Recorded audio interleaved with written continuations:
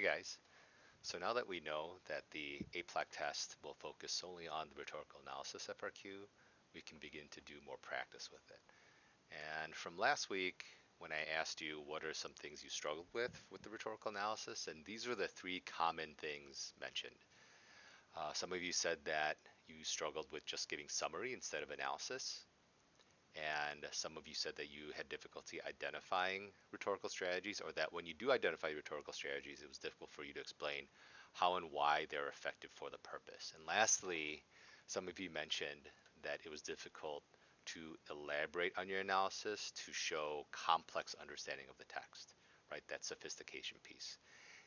And if you look at all three of these, they all kind of have address the same issue, which is providing a nuanced and complex understanding of the text. Once you have a nuanced and complex understanding of the text, you're not going to be summarizing anymore, and you will be able to explain how the strategies are effective for the purpose. And so to approach this, I think the best way to approach this is to focus first on the rhetorical situation. And that's what we try to do. I don't know if you remember back in February when we did the rhetorical squares, to try to do that. And if you've been watching some of the College Board videos that I signed, or you should have been, they also focused on the rhetorical situation. So just to brush up on the rhetorical situation, it's these six elements. It's the rhetorical triangle, the speaker, the message, and the audience. So the person writing, the persona, the author, the audience, the intended receivers of the text, and then the message, the content of the text, as well as the exigence uh, and the purpose. What does the speaker want from the audience? And lastly, the context of the passage. So these are the six things we want to keep in mind and identify when we're reading the passage. And once we have a good grasp of this, I think it will lead to a more complex understanding of the text. So we're going to look at this passage for today. It's one that you did, I think, last semester.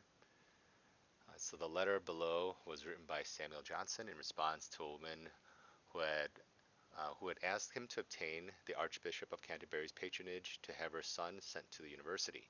Read the letter carefully, then write an essay in which you analyze how Johnson crafts his denial of the woman's request. So we're going to look at this today. So if you look at specifically the prompt, one of the things that I want you to do when you're reading the prompt is to think about where you can identify the rhetorical situation just within the prompt, right? Who's the writer? Who's the audience? What's the message? Context, exigence, purpose. So just in this prompt, right? So when you read this prompt, can you identify that? So from this prompt, we can see that the speaker is Samuel Johnson, that the audience is this woman, and the the reason that Samuel Johnson wrote the letter is because the woman asked him to obtain the Archbishop of Canterbury's patronage. And context, this is kind of the context, right? That she wants her son to be admitted to this university. So that's why she's asking Samuel Johnson for this reference or recommendation. And Johnson's message is to deny her request, to say that he can't really do this for her. And the purpose isn't really stated here. It's implied, which is why he can't honor her request, why he must deny the request. So those are the six elements of the rhetorical situation. And when you're reading the prompt, I want you to get in the habit of trying to identify that when you read the prompt. There'll be some situations where not all aspects of the rhetorical situation are revealed in the prompt, but you want to try to identify as much of it as possible. So after you identify, going back here, after you identify the parts of the rhetorical situation in the prompt, I want you to be able to write a summary of the prompt, focusing on the elements of the rhetorical situation. So just based on the prompt, we can write these two sentences. Samuel Johnson wants the mother to understand why he cannot speak to the Archbishop of Canterbury to recommend her son's admission to the university. His letter attempts to explain his reasonings for denying her request. So just based on this prompt, we can write a kind of a general statement, right? This can kind of be like a general thesis statement. And some of your thesis statements might have looked like this.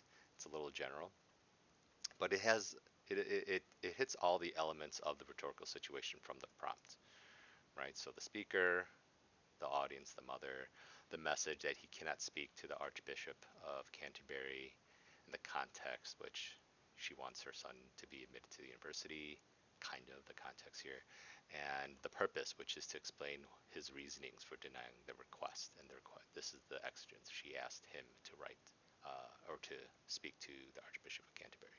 So those are all the elements of the rhetorical situation in these two sentences, and it just summarizes the prompt focusing on the elements of the rhetorical situation, right? And it gives us some focus. And what I'd like you to do at this point is to focus on the rhetorical situation. So this is the goal, to focus on the rhetorical situation as a way, as an entry point into a more complex analysis of the text. And as we go through these steps, I think the more you're able to identify the rhetorical situation, it'll give you a way to analyze the text in a more complex way. So your assignment for tonight, I want you to identify elements of the rhetorical situation in the passage. You're looking at all six. So what are the writers? Anytime you see the writer's values or beliefs, you can underline or highlight that. The audience's values or beliefs, or the message, or the purpose, or the exigence, or the context. Context, yeah. So anytime you see any of these elements in the passage, you can highlight or underline it. And you want to do this for each of the three paragraphs. This should take you no longer than 10 minutes. And the goal is to be able to do this as you read it for the first time, so in about 5 minutes.